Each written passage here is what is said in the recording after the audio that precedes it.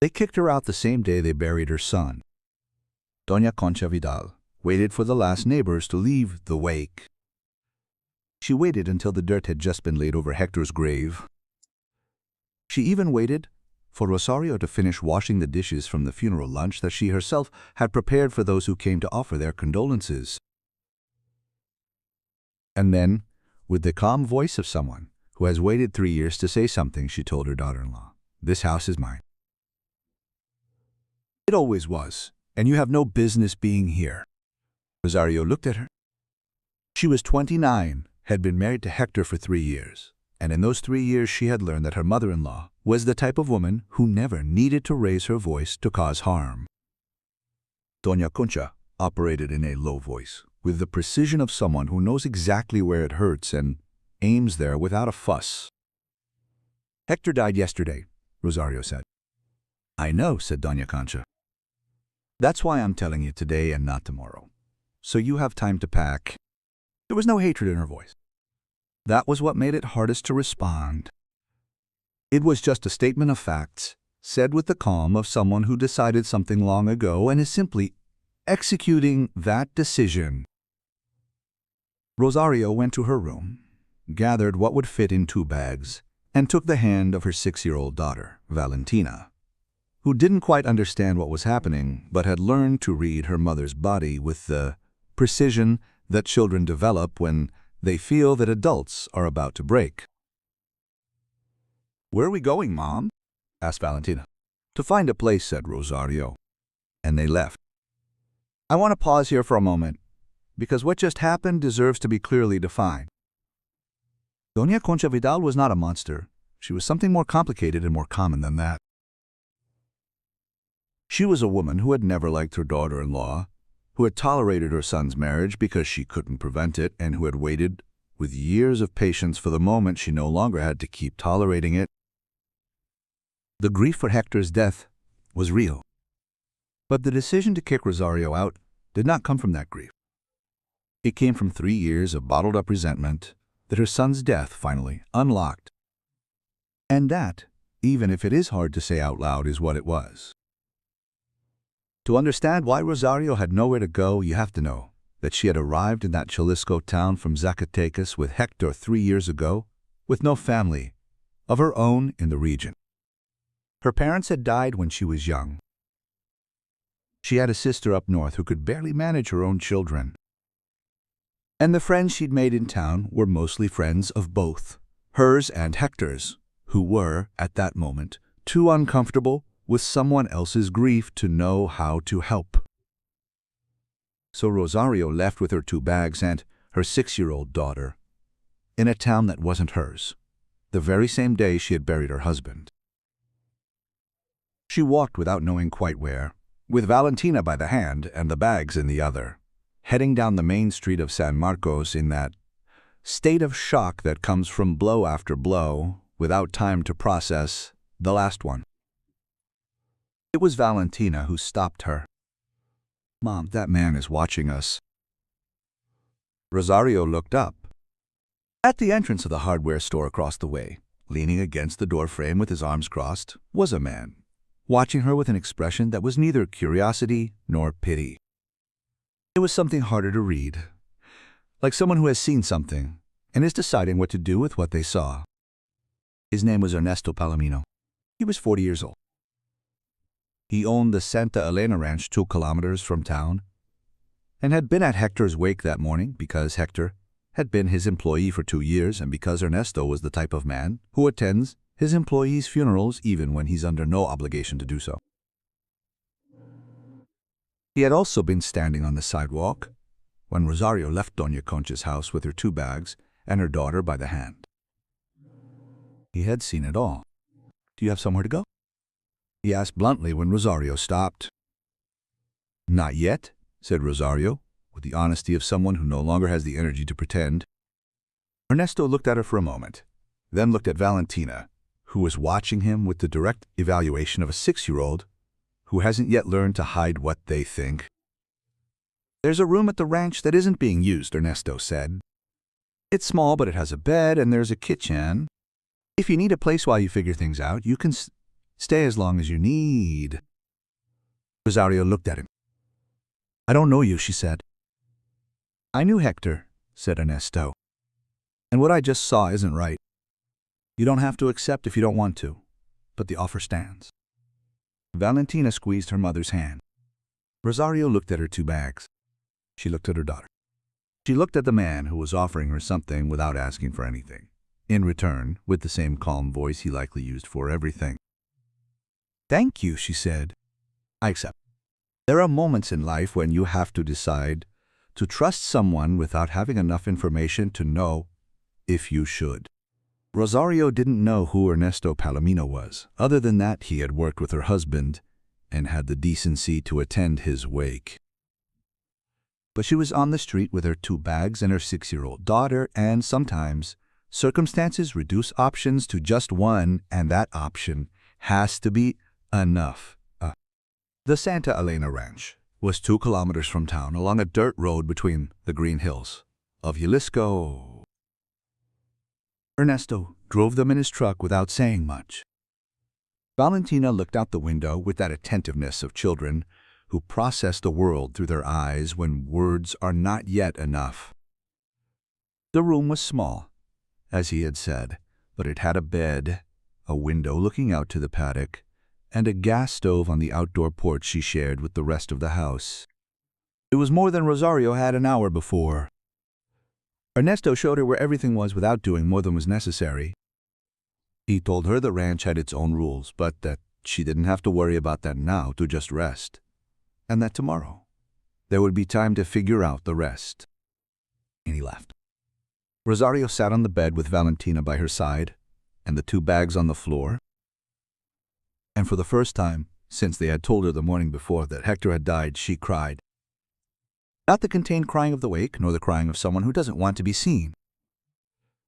The complete witness-free weeping of someone who is finally in a place where they can allow themselves to do so.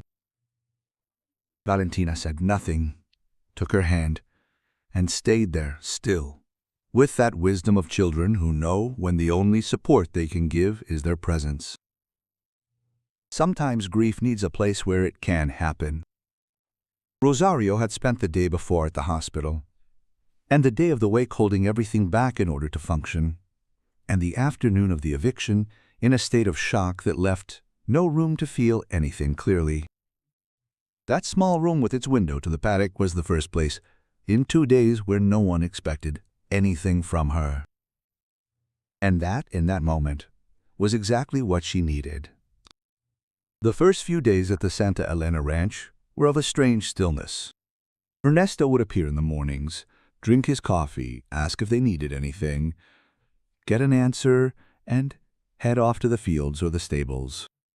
She didn't ask questions, didn't offer advice, and didn't try to fill the silence with unrequested words. She was exactly the kind of presence Rosario needed without knowing it, someone who was there, without demanding anything. Valentina was the first to explore. On the 3rd day, while Rosario was taking the nap that the exhaustion of grief imposes, Valentina went out to the patio alone and found something that changed the nature of that ranch for her forever. In the small pen next to the barn, a sheep lay on the straw with 2 newborn lambs trying to stand, with that endearing clumsiness of animals that have just arrived in the world. Valentina stood at the entrance of the pen, wide-eyed, without going in. Ernesto found her there when he passed by with a bucket of water. "Can I touch them?" Valentina asked without a greeting, because the question was too urgent for protocol. "Slowly," said Ernesto. "The mother is resting." Valentina entered with a delicacy that her usual ways did not suggest. She knelt next to the smallest lamb, whose wool was still damp from birth and whose eyes were that clear golden color of newborns. The lamb sniffed her. Then it rested its muzzle against her hand. Valentina let out a sound that was not exactly a laugh, nor exactly a cry. It was something between the two, one of those sounds that happen when something very tender arrives at a moment when one is very fragile. "What are their names?" she asked. "They don't have names yet," said Ernesto. They were born last night. Valentina looked at them for a moment with the seriousness of someone making important decisions. "This is Cloud," she said, pointing to the smallest one, the white one. "And this is Cinnamon." She pointed to the other, which had a brown spot on its forehead. Ernesto looked at her. "Why Cloud?" "Because he is white and soft," Valentina said, as if it were obvious. "And Cinnamon because she smells like cinnamon." "Doesn't." Ernesto leaned down and smelled the lamb. Then he nodded. "Seriously." "Yes, she does," Valentina said. She looked at him with an expression of approval that she clearly didn't give to just anyone. Rosario found them like that when she came out to look for her daughter.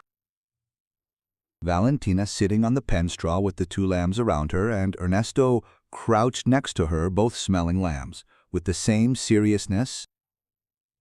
And for the first time in 3 days, Rosario smiled. There is something about newborn animals that does not respect the protocol of grief. They don't know that one is in mourning. They don't keep their distance or lower their voices. They exist only with their clumsy legs and their wide-eyed wonder. And that existence, so simple and so complete, sometimes reaches places that words of condolence cannot. Valentina found in those two lambs something the town, for all its good intentions, hadn't been able to give her, something alive that needed to be touched with care and that responded to that care with presence. Life on the ranch began to organize itself slowly. Rosario started helping in the kitchen because she didn't know how to be without doing something with her hands, and because the woman who cooked for the ranch hands, an older lady named Celia, accepted her help with the natural ease of someone who had too much work to turn anyone away. Valentina spent her afternoons in the corral. Nuba and Canela were growing with the speed of young animals, and Valentina followed it with the devotion of a 6-year-old shepherd who hadn't been officially appointed but who had taken on the role without asking. Ernesto watched everything from the distance of a man who doesn't quite know what to do with what he's seeing but knows he shouldn't interfere. One Sunday afternoon, while Valentina slept and the ranch had that golden silence of Sundays in Jalisco, Rosario and Ernesto were left alone on the porch with 2 cups of coffee. Ernesto asked something he had been keeping to himself for days. "What are you going to do?" Rosario looked at her cup. "I don't know yet," she said. "I have to find work, a place of my own, build something from scratch." "Do you have a trade?" "I was a seamstress," Rosario said. "Before I got married, I worked in a workshop in Zacatecas." Ernesto nodded slowly. "In town, there's a notion shop that's been looking for someone who can sew well for months," he said. "The owner is an acquaintance of mine. If you want, I can speak with her." Rosario looked at him. "Why are you doing this?" she asked. "You don't know me. You owe me nothing." Ernesto took a moment to respond. He looked toward the pasture where Nubeg and Canela were grazing peacefully in the afternoon. "I knew Hector," he said at last. "He was a good man. And what they did to you wasn't right?" He paused. "And because Valentina gave my lambs names and now I can't sell them." Rosario looked at him and let out a short, surprised laugh that caught even her off guard because she hadn't laughed in days and had forgotten. It was something her body could still do. Ernesto didn't smile, but something in his expression shifted in a way she noticed without being able to describe it. "Speak to the owner of the notion shop," said Rosario. "Please, sometimes rebuilding a life doesn't start with a grand gesture or a heroic decision. It starts with a job, with a craft that the hands still remember, even if the heart is occupied with other things." Rosario had been a seamstress before being a wife and before being a mother. And that, the knowledge of the hands that isn't lost even as the years pass, was what she had to start with. Ernesto spoke with the owner of the notion shop.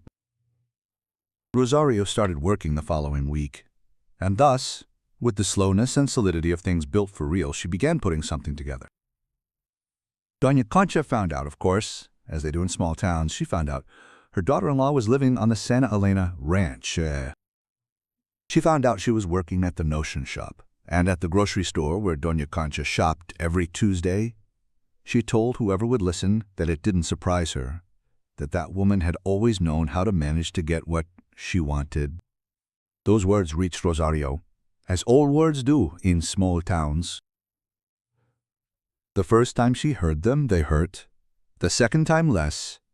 And the third, she realized that the pain she felt was no longer for herself, but for Hector, for the son Doña Concha had lost and whose grief she was turning into poison because she didn't know how to do it any other way.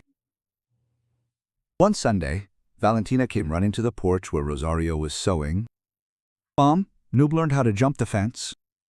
Rosario looked up from the fabric. "And Ernesto knows." "He was watching it," Valentina said, and laughed. Rosario looked at her. "Ernesto laughed?" "Yes," Valentina said with the authority of an eyewitness. "Not much, but he laughed." Rosario thought about that for a moment. She thought about the man who had been at her husband's wake and who had seen her leave with her 2 bags and had offered her a room, without asking for anything, who spoke little and did much, who had spoken with the owner of the notions shop without announcing it beforehand, who would crouch down to smell lambs with her 6-year-old daughter with the same seriousness with which he did everything else. "Valentina," Rosario said, "do you want to stay here?" Valentina looked at her with the directness of a 6-year-old who doesn't understand why the question is complicated. "Yes," she said, "Noob and Canela need me." Rosario smiled. "Yes," she said, "I think we are staying." That afternoon, when Ernesto passed by the porch with his coffee, Rosario looked up from her sewing. "Ernesto, yes?" "Thank you," Rosario said, "for everything." Ernesto looked at her for a moment, then looked toward the corral where Valentina was chasing Noob through the bushes with an energy the lamb enthusiastically returned. "Valentina named my lambs," he said. "That has a price." "What is it?" Rosario asked. "That they stay," Ernesto said, with the same calm voice he used for everything, and he kept walking toward the stables. Rosario watched him walk away and thought that this man had a habit of saying important things in the simplest way possible, and that such honesty in someone was not found every day. Months passed. The ranch became something different from what it had been, not because its structure changed, but because what happened inside did. There were little girl voices in the corrals. There was the smell of sewn fabric in the small room, which wasn't so small anymore because Rosario and Valentina's things had filled it the way one fills the spaces one truly inhabits, and not just passes through. Noob and Canela. They grew with the speed of lambs that have someone to take good care of them. And Valentina followed him around with the faithfulness of someone who has found her purpose at 6 years old and sees no reason to question it. Doña Concha kept talking at the grocery store, but her words lost weight as the town saw what had really happened. Not what Doña Concha said had happened, but what everyone had seen with their own eyes on the day of the funeral. One spring Sunday on the porch of the Santa Elena Ranch, Valentina arrived with Noob walking by her side. The lamb was bigger now, less clumsy, but still faithful to that habit of following her everywhere it had developed since the early days. "Mom," Valentina said, "Ernesto is our dad now." Rosario looked at her. "Why do you ask that?" "Because Celia says that when someone truly takes care of someone, that is what they are," Valentina said, with the impeccable logic of a 6-year-old who has heard something important and kept it. "And Ernesto takes care of us." Rosario looked toward the porch where Ernesto was fixing a door hinge with his usual concentration. "That is something you would have to ask him," Rosario said. "I already asked him," Valentina said. Rosario looked at her. "What did he say?" "He said that it depended on what you said," Valentina said with a logic that didn't leave much room to dodge. Ernesto kept fixing the hinge, but he had stopped putting pressure on the screwdriver. Rosario looked at him. "Ernesto," she said. He looked up. "What Valentina said," Rosario said slowly. I believe it too. Ernesto looked at her for a moment. Then he looked at Valentina, who was watching them both with the satisfied expression of someone who has facilitated an important conversation and is waiting for the result she considers obvious. Then it's settled, Ernesto said, in his usual calm voice, and went back to the hinge. Valentina clapped, and Nuba, who was by her side, raised her head as if asking what had happened before returning to nibble on the edge of Ernesto's boot, which was her particular way of showing affection. You who reach the end of this story, tell me, do you believe there are people whom destiny sends, disguised as strangers at the exact moment one needs them most? Or is it a coincidence that the only man who saw what they did to Rosario was also the only one who decided to do something about it? I only tell what happened, believing that I leave to your heart.